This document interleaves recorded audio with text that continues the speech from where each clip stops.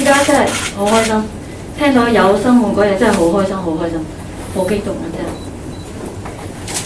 都好多謝捐心者，因為冇佢嘅無私嘅奉獻，今日我個仔就唔會咁樣去坐喺度對住大家。開唔開心啊？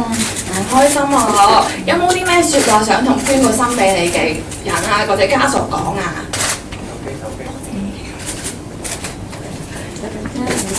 你頭先都話要多謝人㗎。係啊。入嚟嗰陣時，或者佢最差嘅時候咧，應該係30零40 kilo 嘅啫。到佢做換心手術嗰日咧，已經去到50公斤啦。咁即係話呢段時間咧，其實佢係重咗大約成10公斤嘅。咁即係其實佢係生長緊嘅。如果喺一啲末期嘅差嘅心臟衰竭嘅病人咧，其實咧佢係長唔到肉嘅。所以喺佢嚟講咧，其實咧佢個身體咧喺呢一段時間咧係有個適當嘅保養嘅。